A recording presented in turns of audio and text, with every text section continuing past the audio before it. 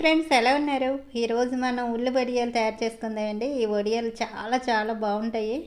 ఇవి పిల్లలకి మనం స్నాక్స్ కింద వేపి పెట్టచ్చు. ఇప్పుడు సమ్మర్లోని పిల్లలు ఇంటి దగ్గరే కదా ఉంటారు. ఇలా ఉండేటప్పుడు చక్కగా ఈవినింగ్ మనం కొన్ని వడియాలు వేపి పెట్టామనుకోండి, చాలా రుచికరంగా ఉంటాయి. తప్పకుండా మీరు ఒకసారి ట్రై చేయండి. నేను కొలతల ప్రకారం చూపిస్తాను.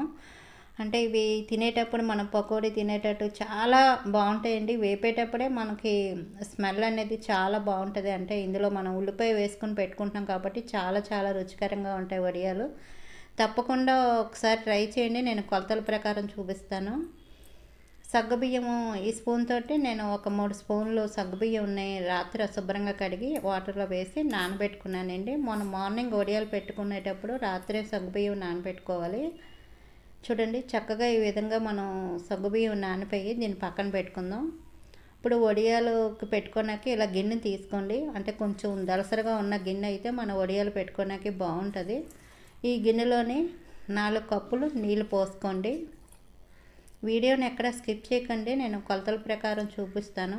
వడియాలు మాత్రం చాలా బాగుంటాయండి. 4 కప్పులు నీళ్ళు పోసిన తర్వాత కొద్దిగా ఉప్పు వేసుకుని, ఉప్పు మాత్రం ఎక్కువ వేయకండి, చూసుకొని వేసుకోండి. అలాగే నానబెట్టుకున్న సగ్గుబియ్యాన్ని వేసి బియ్యం పిండి ఒక కప్పు తీసుకోవాలండి. ఇలా మన బియ్యం పిండి వేసేటప్పుడు కూడా గిన్నెలో వేసేటప్పుడు కొంచెం నొక్కి వేసుకోండి. ఇలా ఒక కప్పు బియ్యం పిండి ఈ వాటర్లో వేసుకోవాలి. వేసిన తర్వాత గరిటెతోటి ఉండలు లేకుండా బాగా కలపండి.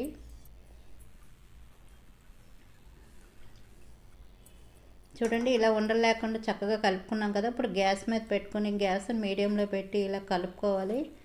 దీన్ని కలపనాకే కొంచెం చెక్కగరిట అయితే బాగుంటుంది. గ్యాస్ని మీడియంలో పెట్టి చక్కగా కలుపుకోండి. ఇది కొంచెం గట్టిపడిన తర్వాత ఇలా చూడండి, ఇలా గట్టిపడ్డది కదా. ఇప్పుడు గ్యాస్ని చిన్న మంట మీద పెట్టి చేతితోటి గిన్నెని పట్టుకుని ఇలా గరిటతోటి చక్కగా కలపండి. ఇది కొంచెం ఉడికే కొలది కొంచెం టైట్గా అనిపిస్తుంది మనం కలిపేటప్పుడు. ఉడికింది లేనిది ఎలా తెలుస్తుంది అంటే అది కూడా మీకు చూపిస్తాను. మనకి పిండి ఉడికిందండి, మీకు చూపిస్తాను. చూడండి, గరిటెతోటి ఇలా తీస్తే ఇలా వేసినప్పుడు మనకి చక్కగా ఇలా ముద్దలా రావాలి. అప్పుడు పిండి ఉడికినట్టు. ఇప్పుడు మనం గ్యాస్ను ఆఫ్ చేసుకుని అల్లాన్ని కొద్దిగా దంచి వేసుకోండి. జీలకర్ర 1/2 టీ స్పూన్, పచ్చిమిరపకాయలు ఒక 5 ఇలా దంచి వేసుకోండి. ఇందులో కొంచెం కారం ఎక్కువ ఉంటే టేస్ట్ బాగుంటాయండి వడియాలు. అలాగే మనం 1 కప్పు బియ్యం పిండి తీసుకున్నాం కదా, అదే కప్పుతోటి 2 కప్పులు ఉల్లిపాయని చక్కగా చిన్న ముక్కలుగా కట్ చేసుకుని వేసుకోండి. 2 కప్పులు ఉల్లిపాయ ముక్కలు వేసుకొని 1 స్పూను ఆయిల్ వేసుకోండి.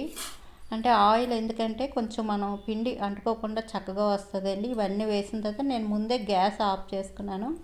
గ్యాస్ ఆఫ్ చేసిన తర్వాత ఇవన్నీ వేసుకొని ఇదంతా ఒకసారి కలిసేలాగా కలుపుకోండి. ఇలా కలిపిన తర్వాత దీని మీద మూత పెట్టుకోండి. మూత పెట్టుకుని కొద్దిగా చల్లారనివ్వండి. మూత తీసి చూద్దాం. చూడండి, పిండి కొద్దిగా చల్లారింది. ఇప్పుడు ఒక కాటన్ క్లాత్ని వాటర్లో తడిపి ఇలా పరచండి.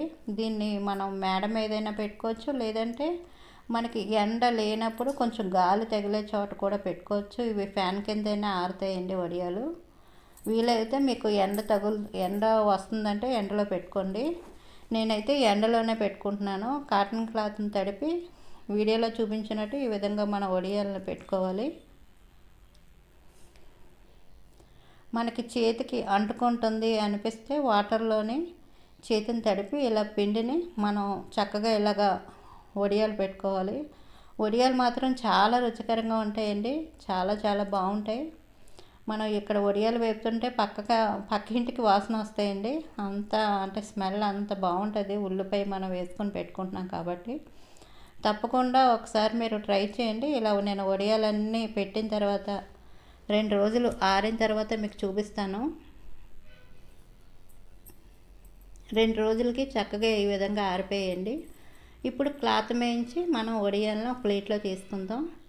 మనం తడిపే అవసరం ఉండదండి. చక్కగా ఇలా లాగితే వడియాలు వస్తాయి. ఒకవేళ మీకు రాలేదంటే క్లాత్ని వెనక్కి తిప్పి కొంచెం వాటర్ జల్లి వడియాలు తీసుకోండి. కానీ వాటర్ వేయకపోయినా చక్కగా ఇలా వస్తాయండి.